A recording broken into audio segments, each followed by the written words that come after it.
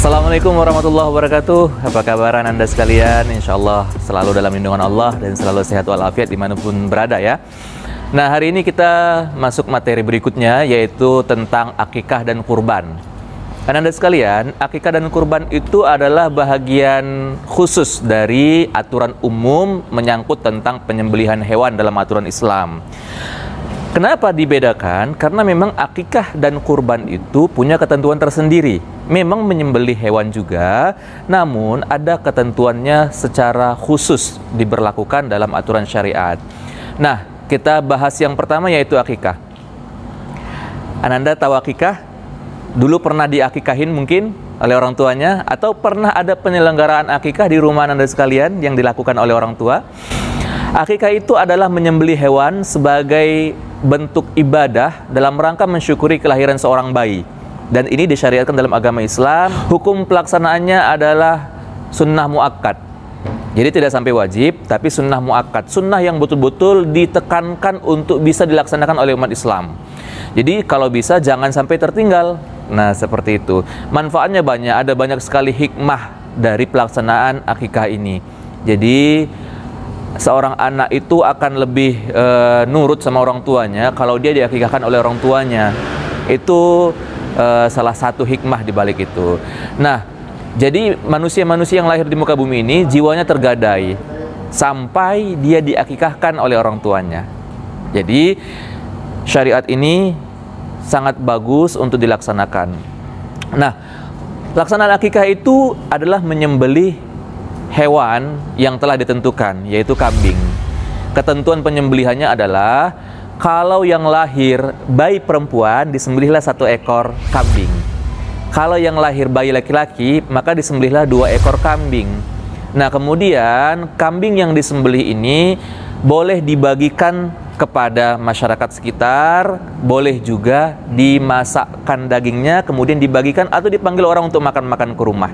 Dan lebih afdol adalah dengan cara memasakkannya. Jadi daging yang telah disembelih itu diolah, dimasak, kemudian dibagi-bagikan ke orang sekitar rumah kita atau dipanggil orang untuk makan ke rumah kita.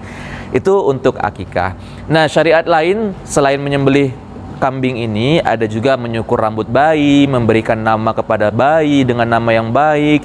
Ini adalah ketentuan tambahan dari penyembelihan hewan akikah.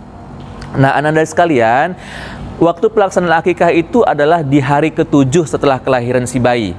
Hari ke-7 setelah kelahiran. Mohon dicatat, diingat baik-baik. Hari ke-7 setelah kelahiran. Jadi seandainya bayi tersebut lahir di hari ini, hari Jumat, maka penyembelihan hewan akikahnya adalah di hari Kamis. Itulah hari ke-7-nya. Jadi hari pertama dia lahir hari Jumat, sudah terhitung itu hari pertama dia. Nah, hari keduanya Sabtu, Minggu, Senin, Selasa, Rabu, Kamis. Jadi di hari Kamis itulah penyembelihan hewan akikahnya. Itu untuk dipahami Anda ya. Nah, jika seandainya tidak ada kemampuan untuk dapat melaksanakan di hari ke-7, maka dibolehkan di hari kelipatan 7. Hari ke-14, hari ke-21, hari ke-28, dan seterusnya di hari kelipatan 7. Jika seandainya nggak bisa juga, mungkin karena kesulitan ekonomi, nggak mampu melaksanakan hal tersebut, atau ada hal-hal lain yang mengganggu sehingga tidak bisa melaksanakannya di waktu yang telah ditentukan, sampai dia usia dewasa, maka bagaimana? Maka dia boleh mengakikahkan dirinya sendiri setelah dia dewasa di hari keberapapun. Nah, seperti Rasulullah SAW yang mengakikahkan dirinya sendiri, karena memang waktu beliau kecil syariat ini belum ditetapkan. Jadi orang tua beliau pun, karena beliau masih kecil, orang tuanya sudah meninggal, maka dirawat oleh kakeknya, dirawat oleh pamannya. Jadi keadaan seperti inilah sehingga tidak memungkinkan beliau untuk diakikahkan di hari ke-7-nya atau hari kelipatan 7-nya, sehingga beliau melaksanakan akikah diri beliau itu setelah beliau dewasa. Ini yang pertama, akikah. Kemudian yang kedua adalah kurban. Kurban itu hampir sama dengan akikah. Sama-sama menyembelih hewan untuk mengharap ridho Allah juga. Tapi momennya adalah untuk mendekatkan diri pada Allah Subhanahu wa Ta'ala. Hukumnya sama seperti akikah, sama-sama sunnah muakkad, namun hewan yang disembelih lebih banyak jenisnya. ada unta, ada sapi, ada kerbau, ada kambing. Jadi Ananda boleh pilih. Kita yang mau berkurban itu boleh pilih di antara keempat macam hewan ini, mau model hewan apa yang kita sembelih. Nah, jadi boleh dipilih antara unta, sapi, kerbau, ataupun kambing. Nah, untuk waktu pelaksanaannya, penyembelihan hewan kurban ini boleh dilaksanakan di hari raya Idul Adha atau tanggal 10 Zulhijjah. Tanggal 10 Zulhijjah itu hari raya Idul Adha ya. Kita semua melaksanakan hari raya Idul Adha sebagai kaum muslimin. Nah, boleh dilaksanakan di situ penyembelihannya, yaitu tepatnya setelah turunnya khatib dari khutbah Idul Adha. Barulah boleh dilaksanakan. Jadi jangan pula subuh-subuh hari sudah menyembelih hewan kurban, nggak boleh ya. Selesai pelaksanaan Idul Adha, baru turun khatibnya dari khutbahnya, maka disitulah boleh dilaksanakan penyembelihan hewan kurban.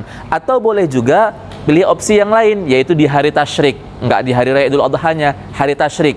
Hari tasyrik itu adalah tanggal 11, 12, dan 13 dari bulan Zulhijjah, yaitu 3 hari berturut-turut setelah hari raya Idul Adha. Kayak yang kemarin ya, Idul Adha kita ya, karena hari raya Idul Adha kemarin hari Jumat, jadi orang banyak yang melakukan penyembelihan itu di hari Sabtunya, hari Minggunya, itu boleh. Itu namanya hari tasyrik. Jadi 3 hari setelah Idul Adha itu namanya hari tasyrik. Di situ boleh dilakukan syariat untuk penyembelihan hewan kurban. Nah, jadi Ananda sekalian, antara akikah dan kurban sama-sama penyembelihan hewan, tapi ketentuan jenis hewannya berbeda. Kalau akikah hanya kambing saja yang boleh disembelih, kalau kurban boleh kambing, boleh sapi, boleh kerbau, boleh unta. Untuk pelaksanaan, hukum pelaksanaannya sama-sama sunnah muakkad. Waktu pelaksanaan juga beda sesuai dengan waktu yang sudah kita jelaskan tadi. Nah, Anda sekalian, untuk tata cara ketentuan penyembelihannya. Nah, ini dia ya, ketentuan penyembelihan hewan kurban itu ataupun hewan akikah itu, atau Anda mau nyembelih hewan lain secara umum saja, nggak ada momen akikah, nggak ada momen Idul Adha, mau nyembelih ayam, mau nyembelih kambing, mau nyembelih sapi yang Ananda punya sendiri. Nah, ketentuan penyembelihannya adalah yang pertama, rebahkan tubuh hewan di atas rusuk kirinya. Begini ya, ini rusuk kiri. Tidurkan hewannya atau rebahkan hewan di atas lambung kiri atau rusuk kirinya.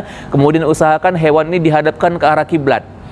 Nah, setelah itu barulah yang kedua, disembelih hewan itu. Tapi sebelum menyembelihnya, bacakan dulu doa, yaitu Bismillahi Allahu Akbar. Itu adalah bukti bahwasanya kita menyembelih itu atas nama Allah. Baru disembelih dengan pisau yang tajam. Di pangkal leher ya Nanda ya. Penyembelihan itu di pangkal leher, bukan di tengah-tengah, bukan juga di ujung leher, tapi di pangkal leher, di sini tempat penyembelihan itu. Nah, kemudian disembelihlah hewan itu sampai putus 3 jalur. Yang pertama jalur darah, urat nadinya. Yang kedua jalur nafas. Makanya kalau Ananda pernah menyaksikan penyembelihan hewan kurban itu, dia bunyi itu, sapi atau kerbau itu jalur pernafasannya yang diputus. Kemudian yang ketiga adalah jalur makan minum, ini tenggorokan. Ini yang kayak selang ini. Kalau Anda pernah menyaksikan langsung, yang paling besar itu rongganya, itu adalah jalur makan minum. Itu tenggorokan kalau kita biasa sebut. Sampai putus 3-tiganya. 3 jalur itu putus. Jangan pula sampai putus semua. Itu nggak boleh. Itu penyembelihan tak beradab namanya. Jadi 3 jalur itu putus. Kemudian setelah itu, barulah hewan dibiarkan sampai ia betul-betul meregang nyawa. Sudah mati betul, baru diproses untuk dikuliti, dipotong-potong dan sebagainya. Jadi ini adab, ini aturan yang diadakan dalam syariat Islam, sehingga walaupun kita menyembelih hewan, tapi hewan itu diatur sedemikian rupa sehingga tidak menzalimi si hewan. Ia bisa mati dalam keadaan yang lapang, tidak dengan dalam keadaan tersiksa. Makanya itu pisau atau parang yang dipakai untuk menyembelih itu betul-betul adalah pisau atau parang yang tajam.